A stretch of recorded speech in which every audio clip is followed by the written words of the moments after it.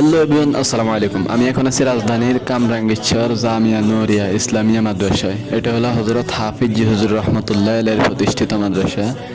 হুজুরকে এই মাদ্রাসার মাঠের পাশে হুজুরকে দাফন করা হয়েছে। তো আজকে হুজুরের মাদ্রাসায় আসলাম হুজুরের মাকবারা জিয়ারত করার জন্য। যেহেতু কালকে বাড়িতে চলে যাব, ঢাকায় আসা হয়েছে আমার জরুরি একটা কাজে, তাই আর কি হুজুরের মাদ্রাসায় আসা। সুবিশাল একটা মাদ্রাসা, খুবই ভালো লাগলো আমার কাছে। চমৎকার পরিবেশ, চারদিকে মনোমুগ্ধকর ভিউ। তো আলহামদুলিল্লাহ আমি এখন হুজুরের মাকবারা জিয়ারত করেছি, খুবই ভালো লাগলো আমার কাছে। নিজেকে খুবই গর্বিত মনে হলো, হুজুরের মাকবারা জিয়ারত করতে পেরেছি। আলহামদুলিল্লাহ, আল্লাহ আমাকে সে তৌফিক দান করেছেন। এটা হলো মাদ্রাসার হাউস, যেখানে ওযু গোসল করা হয়। চারদিকে কি সুন্দর পরিবেশ, এক কথায় অসাধারণ। এটাই হলো হযরত হাফিজ হুজুর রহমতুল্লাহ আলাইহির মাকবারা।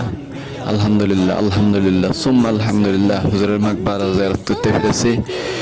নিজেকে খুবই গর্বিত মনে হচ্ছে, খুবই আনন্দ লাগছে আমার কাছে। হুজুরের মাকবারা জিয়ারত করতে পেরেছি।